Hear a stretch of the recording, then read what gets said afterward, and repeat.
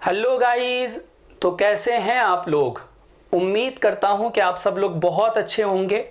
आज हम लोग क्लास 10th के चैप्टर नंबर 8 को डिस्कशन करने वाले हैं, जो कि टॉपिक है हमारा त्रिकोणमिति का परिचय। आज हम लोग ये भी देखेंगे कि त्रिकोणमिति का हमारी डेली लाइफ में कहाँ कहाँ यूज होता है। आज हम लोग ये भी सीखने वाले हैं कि त्रिकोणमिति में बहुत सारे फॉर्मूले याद करने पड़ते हैं बच्चों को, तो उसको याद रखने का शॉर्ट ट्रिक क्या हो सकता है।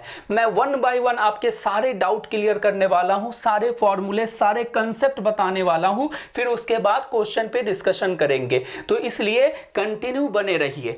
अच्छा, एक चीज मैं और आप लोगों को बता दूं कि त्रिकोणमिति अभी स्टार्ट हो रहा है क्लास 10th में। तो क्या क्लास 10th के बाद इसका कहीं पे हमको यूज नहीं पड़ेगा? मैं आपको बताता चलूं, चाहे आप मेडिकल लाइन में जाना चाह रहे हो, चाहे आप इंजीनियरिंग लाइन में जाना चाह रहे हो, त्रिकोणमिति आपका पीछा नहीं छोड़ने वाला। फिजिक्स में बहुत सारे फॉर्मूले डिराइव होते हैं, बहुत सारे न्यूमेरिकल क्वेश्चन में त्रिकोणमिति का कंसेप्ट यूज होगा, और मैथमेटिक्स में तो होना ही होना है। तो इसलिए आप चाहे किसी भी फील्ड में साइंस बैकग्राउंड लेके जाना चाह रहे हो, चाहे नीट की तैयारी करना चाह रहे हो, चाहे आईआईटी की तैयारी करना चाह रहे हो, आपका पीछा ये चैप्टर नहीं छोड़ने वाला। तो इसलिए इसको बहुत अच्छे से पढ़ लेना चाहिए। मैं अक्सर कहता रहता हूं कि जो चीजें थोड़ी सी मुश्किल हैं और अगर वो फ्यूचर में बार बार हमको उसका सामना करना पड़ता है, तो हम उस पर इतना ज्यादा मेहनत कर लें कि वो हमें आसान लगने लगे। तो चलिए कंसेप्ट समझते हैं। त्रिकोणमिति का मतलब क्या होता है, हम लोग क्यों पढ़ते हैं ये, तो यहां नाम से ही क्लियर हो रहा है। त्रि मतलब तीन, कोण मतलब हम लोग जानते हैं एंगल को बोलते हैं, मिति मतलब मेजरमेंट हम लोग कह सकते हैं, मतलब तीन कोणों का मेजरमेंट से रिलेटेड हम लोग पढ़ते हैं। तीन कोण बनने वाला जो फिगर होता है वो क्या होता है आप लोगों को पता होना चाहिए। एक त्रिभुज होता है जिसमें तीन कोण हम लोग देखते हैं, वो बनता है। उसके अलावा वो त्रिभुज जैसा भी हो सकता है, लेकिन आप अगर उसको बनाएंगे तो तीन कोण आप लोगों को दिखेगा। एक चीज याद रखिए, यहाँ पे जो नाम है, चाहे आप इसके इंग्लिश नेम पे जाएं, चाहे आप हिंदी नेम पे जाएं, तो उसमें आपको ये पता चलता है कि तीन और उसके बाद यहां कोण लिखा हुआ है। लेकिन इसको अगर हम लोग इंग्लिश में देखें तो इसको लिखा जाता है ट्राइगोनोमेट्री। ट्राइगोनोमेट्री मतलब त्रिकोणमिति।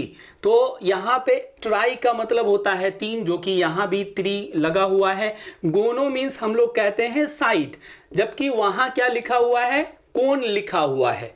तो इसका मतलब चाहे कोण पे हम चर्चा करें, चाहे हम लोग इसके साइड पे चर्चा करें, और मेट्री जो है वो वर्ड आता है मेजरमेंट से, मतलब इसके तीनों साइड का मेजरमेंट, चाहे तीनों कोण का मेजरमेंट, ये सभी जो है त्रिकोणमिति में ही हम लोग पढ़ेंगे। अच्छा, एक चीज मैं आप लोगों को बता दूं कि त्रिकोणमिति का जो कंसेप्ट है आगे बहुत सारे जगहों पे यूज होता है, वहां पे अलग अलग सिचुएशन में अलग अलग फिगर बनते हैं। लेकिन यहाँ क्लास 10th में जो हम लोग त्रिकोणमिति का कंसेप्ट समझने वाले हैं वो ओनली समकोण त्रिभुज के लिए समझने वाले हैं। तो चलिए कैसे हम लोग इसको अप्लाई करते हैं, इसका क्या यूज होता है, वो चीज समझते हैं। मैं आपको एक एग्जाम्पल देना चाहता हूं, तो मैं आप लोगों के सामने एक फिगर बना रहा हूं। ये फिगर जो है वो किसी बहुत बड़ी इमारत, किसी बहुत ऊंचाई तक बनी हुई एक इमारत का मैं बना रहा हूं। मान लीजिए ये दिल्ली का कुतुब मीनार है जहां आप घूमने गए हैं, और ये बहुत ऊंचा है, आप इस पे चढ़ करके इसका मेजरमेंट नहीं कर सकते हैं। तो अगर आप इसके बहुत दूर, जैसे ये जमीन पे ही इमारत होगा ना, आपको इतना तो पता होगा कि ये जमीन पे होगा, तो ये जमीन का लाइन, ये सरफेस जो है, आप इसी पे कहीं पे आप खड़े हुए हैं, ठीक है, और उसको देख रहे हैं बहुत दूर से खड़े होकर के, और आप ये सोच रहे हैं कि यहां से लेकर के यहां का ऊंचाई कितना होगा, हम कैसे पता कर सकते हैं। तो ये हो सकता है, यही तो त्रिकोणमिति का कंसेप्ट कहता है कि अगर हम जहां से कुछ देखने की बात हो रही है वहां से अगर लाइन ड्रॉ करें, इसके देखने का जो डायरेक्शन होगा, अगर यहां से एक लाइन खींचे तो हमको ये फिगर जो है वो एक त्रिभुज जैसा बन जाता है। इसके आंख से जो देखने का डायरेक्शन है वो देखिए, और ये एक जमीन का लाइन जो सरफेस है जिस पे ये कुतुब मीनार भी है और जिस पे ये आदमी भी खड़ा हुआ है, तो इस सरफेस के पैरेलल इसके आंख से निकलता हुआ एक लाइन यहां जा सकता है। अगर हम इस फिगर में देखें यहां पे, तो एक राइट एंगल ट्रायंगल समकोण त्रिभुज बन जाता है। कहने का मतलब यहां से ये देख रहा है इस डायरेक्शन में, और उसके बाद कुतुब मीनार से ये डिस्टेंस। अब अगर कोई चाहे कि ये हाइट हमको मेजर करना है, ये नापना है, तो ये ऊपर कैसे चढ़ेगा, किस चीज से नापेगा? उतना बड़ा उसके पास कोई रस्सी भी नहीं होगा, कोई इंची टेप नहीं होगा। लेकिन आप ये बताओ थोड़ा सा कॉमन सेंस लगा के कि ये आदमी जमीन पे खड़ा हुआ है और ये कुतुब मीनार भी जमीन पे है, तो क्या यहां से लेके यहां तक का डिस्टेंस मेजर करना मुश्किल होगा? बिल्कुल भी नहीं होगा, थोड़ा सा भी नहीं होगा। कोई भी एक हमारे पास कोई भी छोटा सा भी नापने वाला कुछ होगा तो हम उससे थोड़ा थोड़ा करके जो है यहां तक का डिस्टेंस मेजर कर सकते हैं।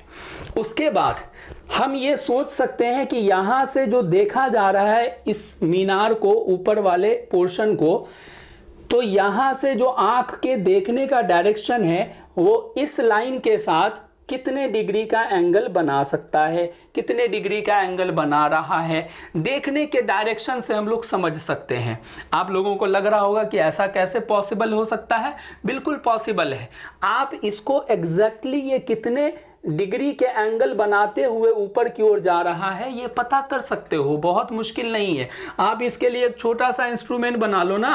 आप जो है चांद देखते होगे, चांद जो कि आपके इंस्ट्रूमेंट बॉक्स में रहता है, ये 10 degree, 20 degree, 30 degree, 40 degree, 50 degree, 60 degree, 70 degree, 80 degree, 90 degree, ठीक है। बीच में थोड़ा सा गड़बड़ हो गया। इस तरह से आप उस पर जो है लाइनिंग खींच लो और उसके बाद देखो कैसे हो सकता है, मैं बताता हूँ। उसके बाद आप दो पाइप ले लो, तो पतली पाइप जिसके इस पोर्शन से देखने पर हमको, जैसे ये मार्कर का अगर होल खुला रहता ऐसे देखते तो हमको उस साइड नजर आता, ऐसा 2 पाइप ले लो। एक पाइप को आप ना इस पोर्शन में ऐसे लगा लो और दूसरा पाइप का डायरेक्शन आप इधर की ओर ऐसे रखो, दूसरे पाइप का डायरेक्शन आप इधर की ओर ऐसे रखो। ये पाइप है, मतलब यहाँ पे मुंह जो है ना इसका खुला हुआ है, समझ लो। आप अगर इधर से देखोगे ना तो ये पाइप का जो डायरेक्शन होगा उसके सामने में ही जो चीजें होंगी वही आपको सिर्फ नजर आएंगी, उसके अलावा इधर की चीजें इस पाइप से देखने पे नजर नहीं आएंगी। तो आप क्या करना, ये चांद बना के पेपर पे मान लो और 2 पाइप ले लिए और उसके बाद इस पाइप में ना ऐसे करके देखा जाएगा इधर की ओर। यहाँ पे ये मशीन लगा के हम देखेंगे कि ये मीनार को देखने के लिए हमको पाइप को किस डायरेक्शन में लेना पड़ रहा है, हमको इस डायरेक्शन में पाइप को लेना पड़ रहा है या इस डायरेक्शन में, तब हमको वो दिख रहा है। तो जहां पर हमको वो दिखने लगेगा ना, ये पोर्शन जहां पे दिखने लगेगा हम बोलेंगे ये उसी डायरेक्शन में जाएगा। तो ये पाइप जो है यहाँ पे चांद पे इस पोर्शन पे इसके साथ में कितने डिग्री का एंगल बनाएगा, बस ये हम लोग मेजर कर सकते हैं क्योंकि यहाँ पे हम लोग लिखे हुए रहेंगे। आप ऐसा बना सकते हो खुद से, कोई भी चीज को देखना होगा। जैसे यहाँ पे खड़े होके अगर हम यहाँ देख रहे हैं तो इस तरह का चीज, एक तो ये डायरेक्शन होगा इसका, ये लाइन देखने वाला, और दूसरा ये पाइप का डायरेक्शन इधर से देखने पर हमको इधर का चीज नजर आएगा। तो ये क्या होगा, हमको एक दूसरा डायरेक्शन दे दे। इसके बीच में कितने डिग्री का एंगल बना, वही एंगल हमको जानना होता है। और जैसे ही हमको ये एंगल पता चल जाए, ये एंगल, और उसके बाद ये जमीन का सरफेस जो है वो पता चल जाए, मतलब इस समकोण त्रिभुज में अगर हम लोग बात करें तो हमको एक कोण पता चल गया है और एक भुजा पता चल गया है।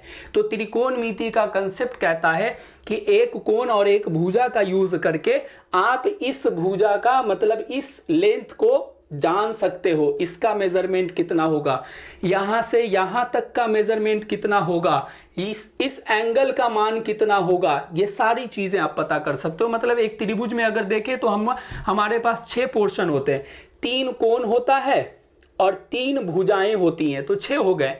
तो हमको अगर कोई 2 पार्ट दिया हुआ हो, एक कोण और एक भुजा, एक कोण और एक भुजा दिया हो, तो बाकी जो 2 बचा हुआ भुजा होगा उसकी लंबाई निकाल सकते हैं और बाकी एक जो कोण बचा हुआ होगा उस कोण का भी मान ज्ञात कर सकते हैं, क्योंकि ये कोण तो 90 डिग्री फिक्स होता है। तो ये है त्रिकोणमिति का असल कंसेप्ट। हम कोई भी वस्तु कहीं भी रखी हुई है, उसका हम चाहें तो हमसे कितने दूरी पर है, उसकी ऊंचाई कितनी है, ये सब ज्ञात कर सकते हैं। बस हमको करना क्या होता है, वो एक एंगल का डायरेक्शन फिक्स करना होता है। देखने वाले जो इसके यूज टू होते हैं वो तो अपने सर को इस तरह से हिलाते हैं, उसको पता चल जाता है कि मैं किस डायरेक्शन में देख रहा हूं, कितने डिग्री के एंगल पे देख रहा हूं। लेकिन अगर किसी को कंफ्यूजन है तो वो ऐसा बना सकता है, चांद बना के एक पाइप इधर लगा ले और एक पाइप जो है देखने के डायरेक्शन पे हो। यहाँ पे कोई भी वस्तु होगा तो जहां पे आपको इधर की चीजें दिखनी शुरू हो जाएं तो समझ लेना कि मेरा ये डायरेक्शन फिक्स हो गया पाइप का, तो इसके बीच में एंगल पता चल जाएगा उसके बाद। तो चलिए अब हम यहाँ पे 1 बाय 1 आप लोगों को बताते हैं कि फॉर्मूला क्या क्या होता है, कैसे इसका अप्लाई करते हैं। और अगर आप लोगों को कंसेप्ट समझ में आ रहा है तो प्लीज वीडियो को लाइक कर दीजिए, चैनल सब्सक्राइब कर लीजिए और एक अच्छा सा प्यारा कमेंट कर लीजिए कि सर मुझे बहुत अच्छे से समझ में आ रहा है। चलिए मैं फॉर्मूला लिखता हूं, यहाँ पे इन सबको इरेज करता हूं। एक फ्रेश हमको राइट एंगल ट्रायंगल समकोण त्रिभुज बनाना है और उसके बाद मैं आपको सारे फॉर्मूले लिखता हूं, फिर फॉर्मूले को याद रखने का ट्रिक भी बताने वाला हूं। सबसे पहले एक राइट एंगल अगर हम बनाते हैं, राइट एंगल ट्रायंगल, तो आपको इतना तो पता होगा कि जो समकोण त्रिभुज होती हैं उसमें एक कोण जो है वो 90 डिग्री का होगा कहीं ना कहीं। यहाँ पे बी दे दिया, ये सी ले लेते हैं। आपको ये पता होगा कि इसको हम लोग बेस कहते हैं, बी फॉर बेस। इसको हम लोग परपेंडिकुलर कहते हैं, पी फॉर परपेंडिकुलर। इसको हम लोग एच से रिप्रेजेंट कर देंगे, हाइपोटेनियस। हिंदी में अगर बात करें तो इसको आधार कहते हैं नीचे वाले को, और इसको हम लोग लंब कहते हैं, और इसको हम लोग कर्ण कहते हैं। ठीक है। अच्छा, एक चीज मैं आप लोगों से पूछना चाहता हूं कि अगर आप लोग समकोण त्रिभुज के बारे में पढ़ते हैं तो क्या आपको किसी साइंटिस्ट का नाम याद आता है? तो आपको कहना चाहिए जी गुरुजी, मैंने क्लास 9th में पढ़ा था कि किसी भी समकोण त्रिभुज में कर्ण का स्क्वायर बराबर होता है लंब स्क्वायर प्लस आधार स्क्वायर, और इसको पाइथागोरस प्रमेय बोला जाता था। ये आप लोगों को याद होना चाहिए बच्चों। फिर भी अगर आप लोगों को याद नहीं था तो मैंने यहाँ पे रिमाइंड करवा दिया, क्योंकि इसमें इसकी जरूरत पड़ने वाली है। तो चलिए अब हम लोग इसके फॉर्मूले को देखते हैं कि ये जो समकोण त्रिभुज है इसमें जो कोण बन रहा है, जो भुजाएं हैं, इसको किस तरह से एक संबंध में लाया जाता है। तो इन सभी भुजाओं और कोणों को एक संबंध में लाने के लिए 6 त्रिकोणमितीय अनुपात डिफाइन किए गए हैं। वो 6 त्रिकोणमितीय अनुपात जो है वो sine theta, cos theta, tan theta, cot theta, cosec theta और सेक थीटा होता है। चलिए इसको हम लिखते हैं, फिर उसके बाद समझते हैं। सबसे पहले जो है वो होता है साइन थीटा, और इसको शॉर्ट फॉर्म में लिखा जाता है। यहाँ पे देखो SINE थीटा है, तो इसको शॉर्ट फॉर्म में हम लोग लिखते हैं साइन थीटा। उसके बाद होता है कोसाइन थीटा, कोसाइन थीटा, तो इसको शॉर्ट फॉर्म में सिर्फ कॉस लिखा जाता है, कॉस थीटा। जगह बचाने के लिए, पेन बचाने के लिए, कॉपी बचाने के लिए, हर जगह ऐसे ही शॉर्ट फॉर्म में लिखा जाता है। उसके बाद टेंजेंट होता है, टेंजेंट थीटा, तो इसको शॉर्ट फॉर्म में लिखा जाता है सिर्फ टेन थीटा। ये फॉर्मूला हम लोगों को जानना होता है। अब देखिए ये साइन थीटा जो है वो किस तरह से डिफाइन किया जाता है। तो मैं फॉर्मूला लिखता हूं, आप लोग ध्यान से 1 बाय 1 समझने की कोशिश कीजिएगा। अभी थोड़ी देर पहले लाइट कट गई थी, जिसकी वजह से वीडियो में थोड़ा सा अंधेरा आया रहा होगा, कर भी क्या सकते हैं। अब आप ही लोगों से कुछ उम्मीद है, चैनल को सब्सक्राइब कीजिए और वीडियो को खूब शेयर कीजिए ताकि बहुत ज़्यादा लोगों के पास पहुंच सके, ताकि मैं अपने और वीडियो क्वालिटी में और इम्प्रूव कर सकूं। जो भी हो सकता है मुझसे मैं कोशिश करूंगा। चलिए लिखते हैं इसका फॉर्मूला कि साइन थीटा जो है वो इन त्रिभुज के किन किन भुजाओं से संबंधित होता है। तो इसका लिखा जाता है लंब बट्टा कर्ण, लंब बट्टा कर्ण। यहाँ पे लंब क्या होता है मैंने लिखा हुआ है, कर्ण क्या होता है मैंने यहाँ लिखा हुआ है।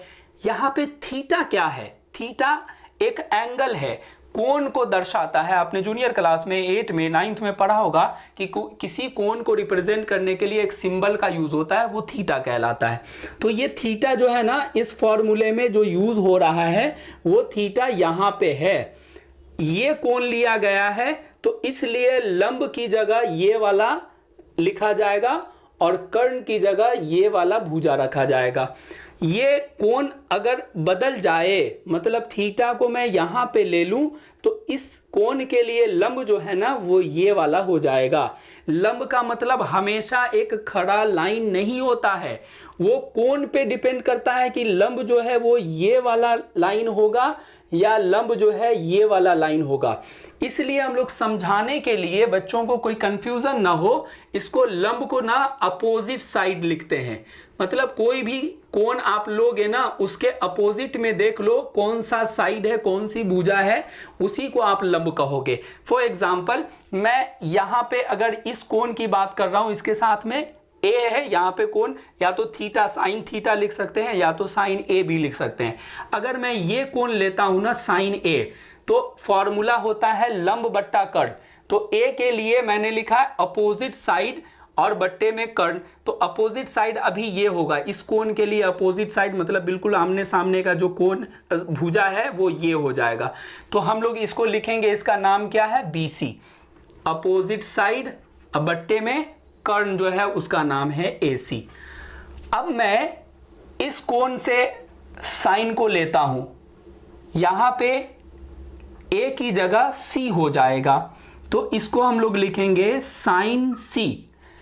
इस कोण के लिए साइन का फॉर्मूला सेम रहेगा, फॉर्मूला तो वही रहेगा लंब बट्टा कर्ण, लेकिन इस कोण के लिए लंब जो है ना वो इसके सामने वाली ये वाली भुजा हो जाएगी लंब। लंब अब ये नहीं कहलाएगा, इसलिए मैंने यहां लिखा है लंब को ऐसे समझो अपोजिट साइड, मतलब जो कोण लिया जा रहा है उसके अपोजिट में जो भुजा है वो लंब कहलाती है। तो साइन C के हिसाब से लंब बट्टा कर्ण जो है वो लंब ये हो जाएगा AB, और कर्ण जो है आपका AC। देख लीजिए साइन A के लिए फॉर्मूला जो बना वो BC upon AC, sine C के लिए AB अपॉन AC। ये फर्क होता है, एंगल चेंज होने पे इसकी भुजाएं बदल जाती हैं।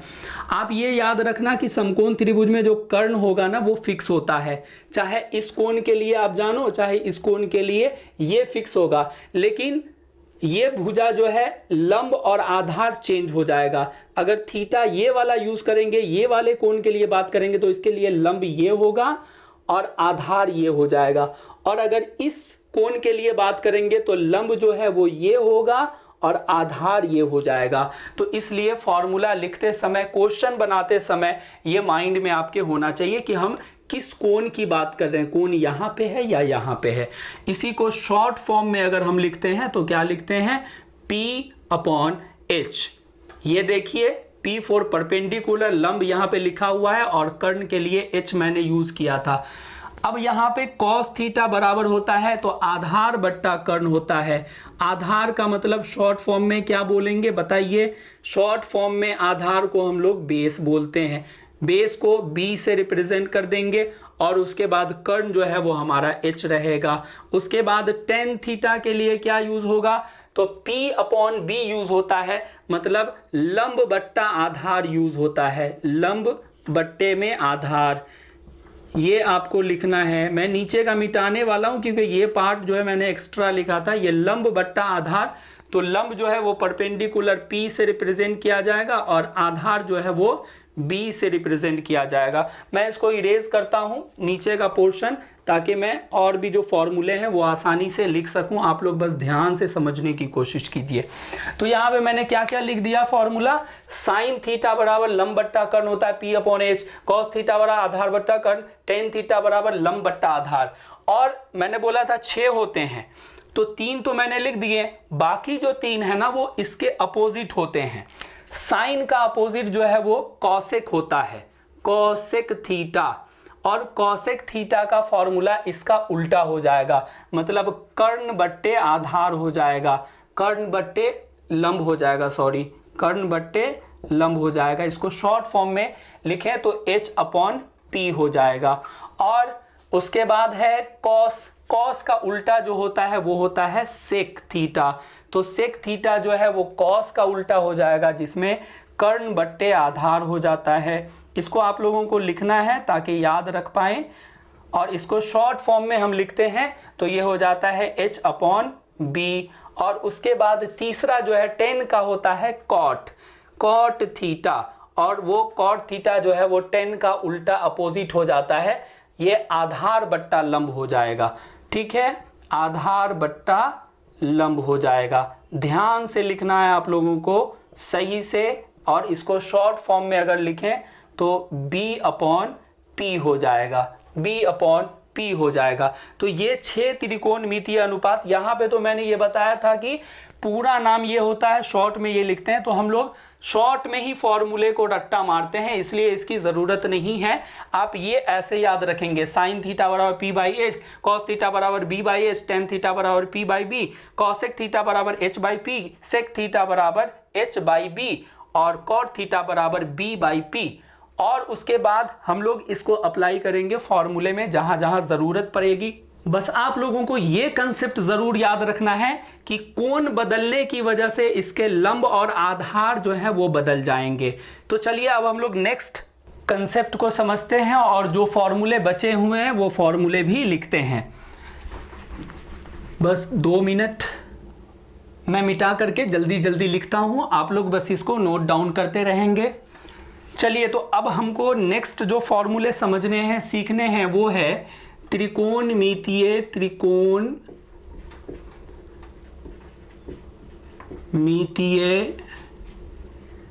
सर्वसमीकाएं हमको ये समझना है।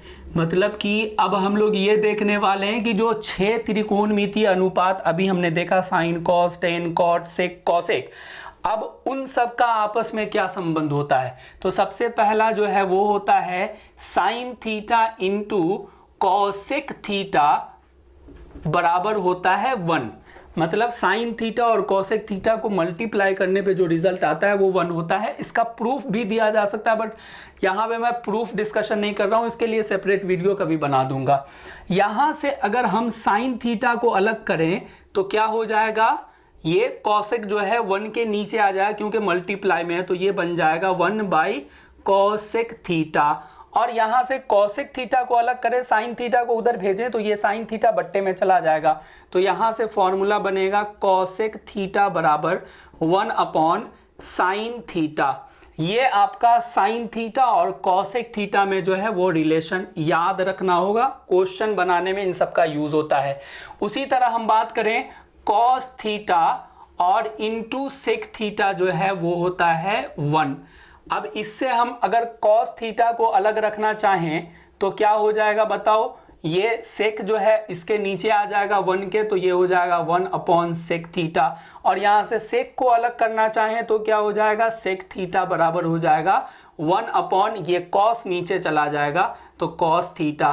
तो ये कॉस और सेक का रिलेशन भी आपको याद रखना होगा। फिर उसके बाद हम लोग देख सकते हैं tan theta into cot theta is equal to होता है 1।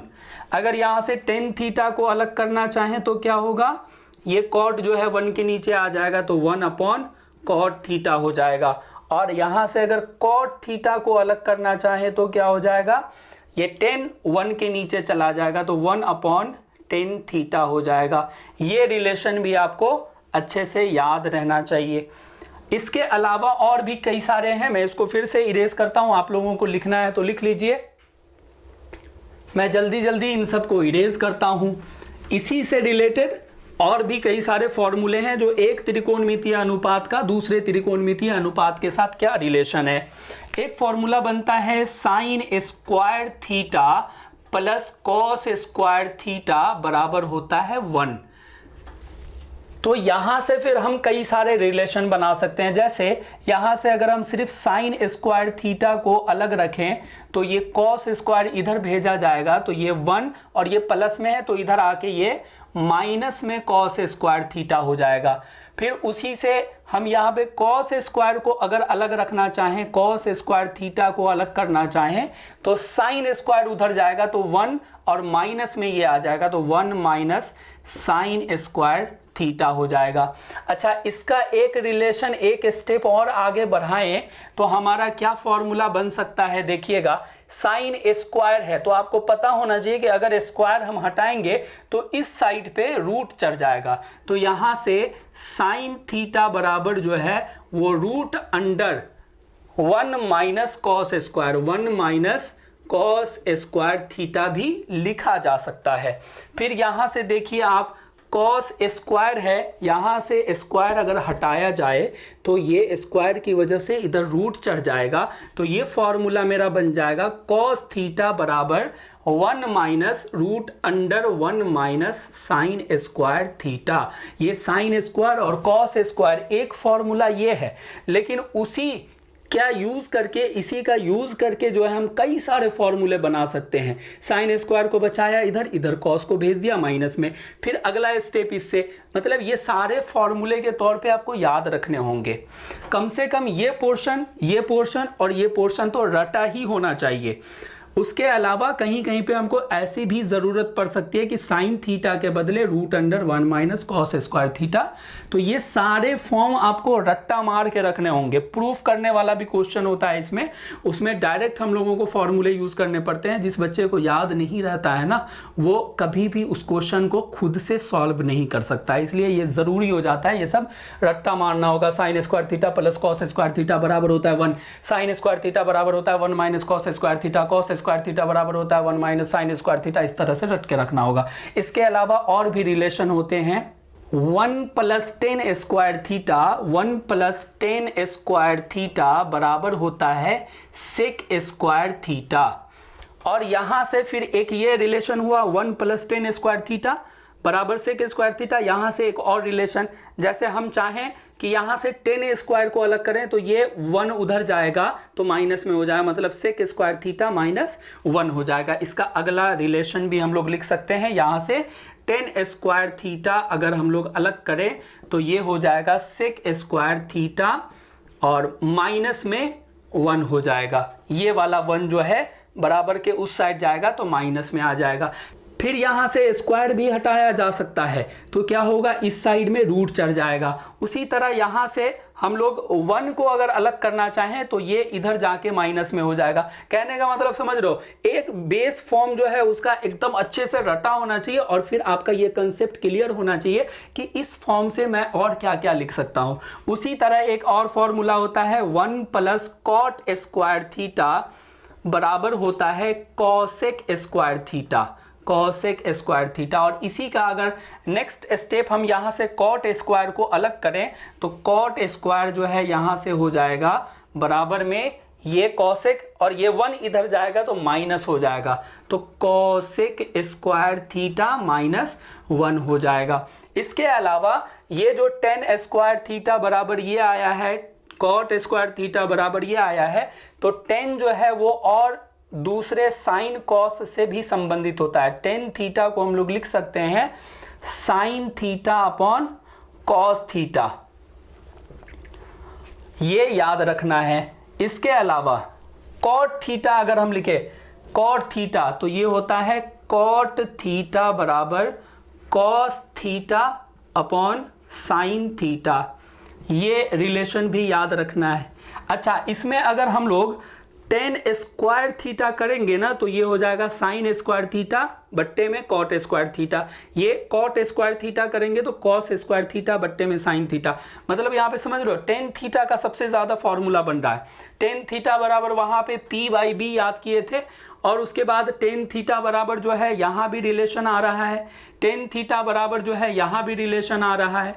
तो 10 थीटा का कई सारा फॉर्म है। हम लोगों को क्वेश्चन बनाने में किसका यूज करना है ये क्वेश्चन पे डिपेंड करेगा कि 10 थीटा बराबर हम क्या लिखें। 10 स्क्वायर थीटा बराबर सेक स्क्वायर थीटा माइनस 1 लिखें, या 10 स्क्वायर थीटा बराबर साइन स्क्वायर थीटा बट्टा कॉट स्क्वायर थीटा लिखें, वो डिपेंड। साइन स्क्वायर थीटा बट्टा कॉस स्क्वायर थीटा है यहाँ पे, सॉरी गलती हो गया था, कॉस थीटा साइन बट्टा कॉस, 10 थीटा बराबर साइन थीटा। तो यहाँ पे 10 स्क्वायर अगर होगा तो ये होगा साइन स्क्वायर बट्टा कॉस स्क्वायर। तो हमको 10 स्क्वायर जब आएगा सिचुएशन तो ये वाला फॉर्मूला यूज करें या ये वाला फॉर्मूला यूज करें, या 10 थीटा बराबर 1/कॉट थीटा भी एक फॉर्मूला लिखवाया वो यूज करें, वो डिपेंड करता है क्वेश्चन पे। तो चलिए इसमें और थोड़ा सा फॉर्मूला बचा हुआ है, मैं इसको इरेज करता हूं और वो लिखता हूं। बस अब ये फिनिश ही होने वाला है। और उसके अलावा मैंने आप लोगों से ये प्रॉमिस भी किया था कि मैं यहाँ पे आप लोगों को कुछ ट्रिक भी देने वाला हूँ फॉर्मूला याद रखने के लिए, तो इसको कंटिन्यू देखते रहिए। मैं समझ सकता हूँ कि ये वीडियो थोड़ा सा लंबा हो गया, बट कंसेप्ट भी जानना ज़रूरी था, इसलिए थोड़ा सा टाइम लग गया। अब आप, मुझे उम्मीद है कि आप लोग कभी नहीं भूलेंगे इस चीज़ को। चलिए अब लिखते हैं, कुछ बेसिक और फॉर्मूले हैं। यहाँ पे साइन 90 माइनस थीटा बराबर होता है कॉस थीटा। उसी तरह कॉस 90 माइनस थीटा बराबर होता है sine theta. Ten 90 minus theta बराबर होता है कॉट थीटा। और कॉट 90 माइनस थीटा बराबर होता है टेन थीटा। उसी तरह कॉसेक 90 माइनस थीटा बराबर होता है सेक थीटा। इन सब का क्वेश्चन बनाने में यूज़ करते हैं हम लोग। और सेक 90 माइनस थीटा बराबर होता है कॉसेक थीटा। आप लोग लिख लीजिए इसको। उसके अलावा मैंने आप लोगों को जो शुरू में फॉर्मूले लिखवाए थे स्टार्टिंग में, साइन थीटा बराबर P by H, B by H, उसको याद करने के लिए देखो मैं ट्रिक बताता हूं। आपको एक याद रखना होगा, एक जुमला याद रखना होगा, पंडित बद्री प्रसाद हर हर बोल, सोना चांदी तोल। बहुत आसान है। पंडित बद्री प्रसाद हर हर बोल, सोना चांदी तोल। अब इसको हम लोग एक बॉक्स में फिक्स कर देते हैं। देखिएगा, बहुत ध्यान से समझने की कोशिश कीजिएगा। पंडित बद्री प्रसाद हर हर बोल, सोना चांदी तोल। अगर हम इसको इस तरह से लिख देते हैं तो देखिए क्या हो जाएगा। एस का मतलब यहाँ पे क्या होगा, साइन, और सी का मतलब होगा कॉस, टी का मतलब होगा ten. Sign theta, cos theta और टेन थीटा, और P अपॉन एच। तो मतलब साइन थीटा बराबर आपने वहां पे पीछे लिखा था P बाई एच होता है, cos theta B by H होता है, और tan theta P by B होता है। अगर ये कंफ्यूज हो जाए कि साइन थीटा बराबर P बाई एच होता है, cos theta B by H होता है, ऐसे सिंपल वे में रट्टा नहीं मार सकते हैं, तो ये एक मुहावरा याद रखिए, पंडित बद्री प्रसाद हर हर बोल, सोना चांदी तोल। है ना कमाल? लाइक कर दीजिए वीडियो। अब देखिए हम लोग यहाँ पे इसका यूज करके फिर आगे एक सारणी बस हम लोगों को जानना है कि साइन थीटा जो मैंने याद किया है, और यहाँ थीटा का मीनिंग मैंने बताया था ये किसी एंगल को रिप्रेजेंट करता है। तो मान लीजिए कि साइन थीटा की जगह अगर 30 डिग्री होगा तो इसकी कुछ वैल्यू हमको बताई जाती है, वो क्वेश्चन बनाने में हम लोग यूज करते हैं। उसी तरह साइन 45 डिग्री कितना होता है वो हम लोग लिखते हैं, तो उसका मान फिक्स होता है, साइन 60 डिग्री होता है। तो मतलब जो भी 6 त्रिकोणमितीय अनुपात बताए गए हैं ना, उसके लिए कितने कितने डिग्री पे उसका कितना कितना मान होता है, वो चीज हमको सीखना जरूरी होता है, क्योंकि उससे रिलेटेड क्वेश्चन बनाने पड़ते हैं। तो मैं इसको फिर से इरेज करता हूं और वो सारणी मैं डायरेक्ट यहाँ पे लिख देता हूं, आप लोग उसको नोट डाउन कर लीजिएगा। अगर आप लोगों को वीडियो अच्छा लगा हो, कंसेप्ट अच्छे से क्लियर हुआ हो, तो वीडियो को लाइक जरूर कर लीजिए। और चूंकि वीडियो लंबा हो चुका है, इसलिए अब हम इसके क्वेश्चन को नेक्स्ट वीडियो में डिस्कशन करेंगे। ओके, तो मैंने यहाँ पे सारणी लिख दिया है। अब इसके थोड़े से कंसेप्ट को अगर आप समझ जाएंगे तो ये पूरा सारणी आप इजीली याद रख सकते हैं। देखिए इस सारणी में क्या बताया गया, ये थीटा है, थीटा का मान 0 डिग्री हो सकता है, 30 डिग्री हो सकता है, 45 डिग्री हो सकता है, 60 डिग्री और 90 डिग्री। और इधर ये है साइन कॉस टेन कॉट, मतलब साइन थीटा और 0 डिग्री, मतलब थीटा का मान अगर 0 डिग्री होगा तो साइन 0 डिग्री का मान 0 हो जाएगा, साइन 30 डिग्री का मान 1/2 हो जाएगा, साइन 45 डिग्री का मान 1/√2 होगा, साइन 60 डिग्री का मान √3/2 होगा, साइन 90 डिग्री का मान 1 होगा। अब उसके बाद होता है कॉस, तो कॉस का जो है मान जस्ट अपोजिट रिपीट होगा। साइन का 0 से इधर की ओर बढ़ा है ना, तो कॉस का जो है 0 से उल्टा आएगा, मतलब साइन 90 का मान हुआ था 1, तो कॉस 0 का मान हो जाएगा 1। फिर कॉस जो है जस्ट उल्टा लिख देना है, मान को इधर से शुरू करके लिखना है 1, फिर √3/2, फिर बीच में 45 पे दोनों साइन और कॉस दोनों का मान 1/√2 होगा, फिर उसके बाद ये 1/2 हो जाएगा और फिर 0 हो जाएगा। जस्ट अपोजिट कर दिया हूं, मान को ऐसे पलट देना है। उसके बाद tan, तो tan थीटा जो है आप लोगों ने पीछे फॉर्मूला देखा था, tan थीटा बराबर होता है sin theta upon cos theta. इस कंसेप्ट पे अगर हम देखें तो tan 0 डिग्री का मान कितना होगा, sin थीटा बट्टा cos थीटा, मतलब 0/1, तो 0/1 का मान जो है वो 0 होता है, इसलिए यहां पे 0 आया। फिर 30 डिग्री पे देखिए sin थीटा बट्टा cos थीटा 1/2 और बट्टे में फिर √3/2, तो ये 2 से 2 कट जाएगा, तो ऊपर में 1 और ये वाला √3 बच जाएगा, तो 1/√3 हो जाएगा। जैसे इसका मान 30 डिग्री पे हम निकाल रहे हैं, 1/2 है और cos का जो है वो √3/2 है। अगर इसको कैलकुलेट करेंगे ना तो ये कैंसिल हो जाएगा, तो हमारे पास बचेगा 1/√3। तो इसलिए tan 30 डिग्री का मान जो है वो 1/√3 आ जाता है।